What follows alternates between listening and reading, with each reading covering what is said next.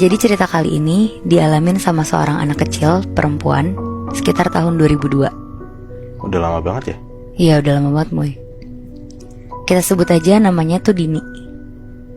Dini umurnya tuh 8 tahun. Dari kecil dia sekeluarga tinggal sama kakek dan neneknya. Karena neneknya udah gak ada, jadi kakeknya Dini ini ngejaga banget barang-barang punya neneknya. Pokoknya bener-bener gak boleh ada yang nyentuh atau mindahin barang-barang neneknya.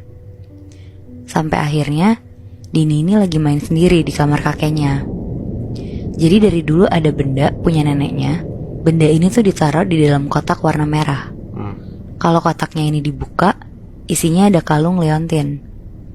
Dini selalu penasaran sama bentuk kalungnya, karena si kakeknya Dini ini tuh selalu cerita ke cucu-cucunya kalau kalung ini tuh salah satu benda yang paling bikin dia ingat sama istrinya. Karena anak kecil itu rasa penasarannya lumayan tinggi, jadi Dini diem-diem dari kakeknya mau lihat kalung itu. Pada saat itu pas banget kakeknya lagi mandi. Jadi Dini beranilah mau ngeliat bentuk kalung ini. Dini jalan ke arah meja di kamar kakeknya. Kotak merah ini tuh letaknya ada di atas meja, ditaruh rapi banget sama semua barang-barang neneknya dulu.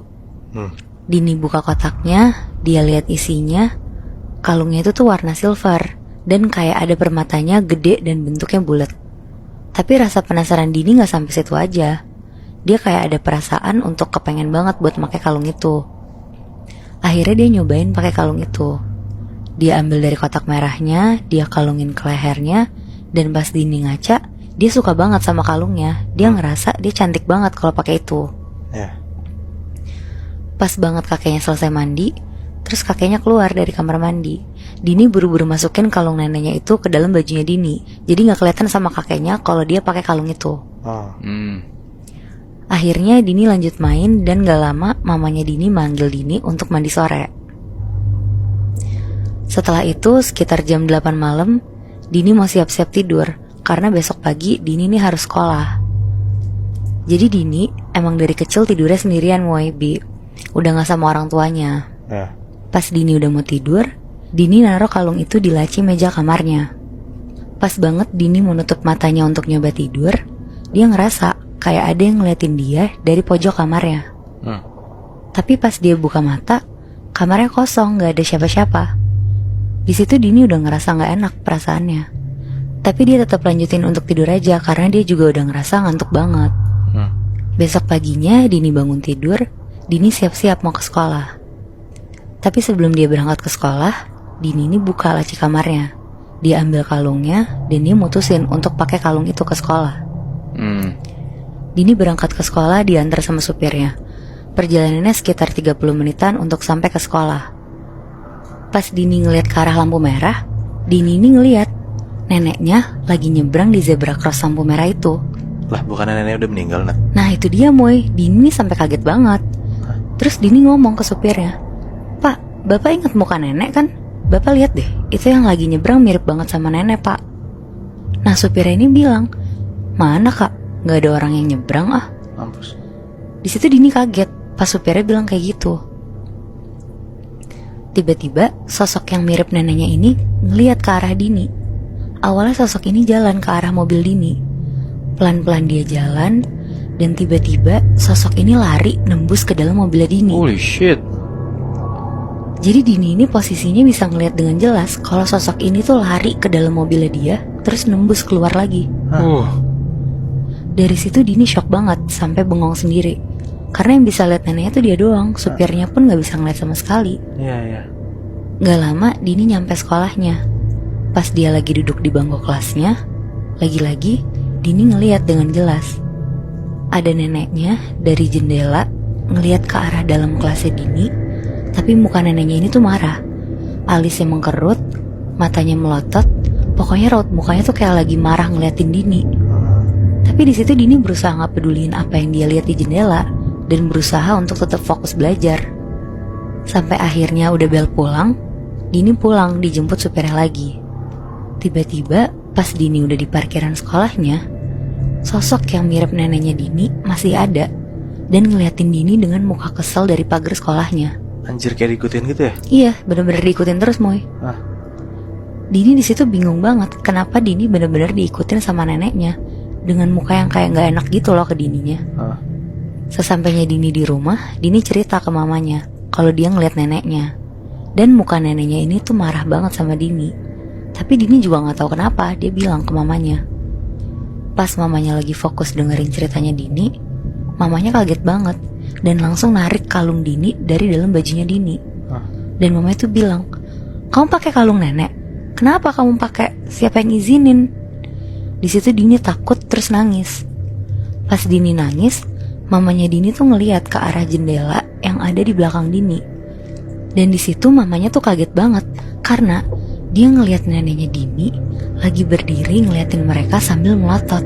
Mama juga ngeliat sekarang? Mamanya sekarang ngeliat. Gak lama tangan neneknya tuh naik dan nyakar kaca jendela yang ada di belakang Dini dari atas ke bawah pelan-pelan. Anjing. Kayak gitu suaranya. Anjing. Di situ tuh ada suara ngilu banget, kayak lo tahu kan Moebi, suara kaca yang dicakar bunyinya tuh kayak tadi. Mamanya kaget banget dan langsung teriak manggil kakeknya. Mamanya teriak, "Bapak!" Terus kakeknya Dini ini datang ke ruang tengah dan kakeknya tuh kaget banget. Kakeknya jatuh sampai berlutut gitu sambil tangannya megang ke meja makan. Di situ sosok neneknya tuh masih ada. Dan bahkan pas kakeknya datang, muka sosok neneknya ini tuh jadi makin marah lagi. Dengan terbata-bata kakeknya ngomong, "Siapa yang pakai kalung itu?" Dini nangis dan minta maaf ke kakeknya dan langsung ngaku kalau dia tuh yang make. Kakeknya langsung nyuruh Dini dan mamanya ke kamar. Terus kakeknya bilang ke Dini untuk jangan coba-coba pakai kalung itu lagi atau bahkan nyentuh barang-barang nenek lagi.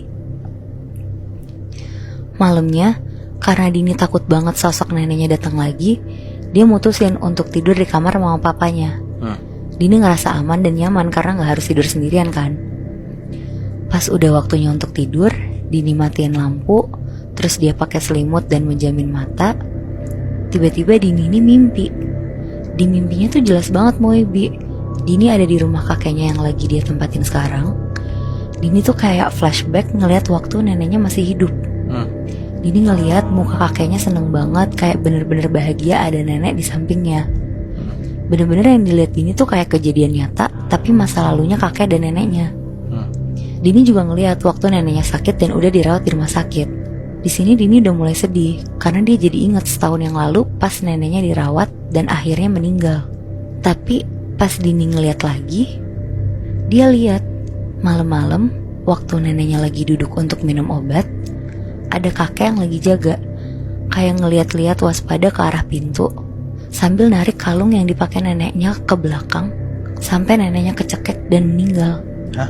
Di mimpi itu Dini teriak sampai kebangun. Bangun-bangun dari mimpinya, ternyata dia gak tidur di kasur, tapi di lantai. Dan dia ngerasa kepalanya lagi dielus sama mamanya. Tapi ternyata pas dia lihat ke atas, yang ngelus kepala dia bukan mamanya, tapi neneknya. Ya anjing. Jadi ternyata Moebi, kakeknya Dini itu tuh ngebunuh neneknya Dini karena gak tega ngelihat neneknya tersiksa waktu sakit-sakitan. Wow.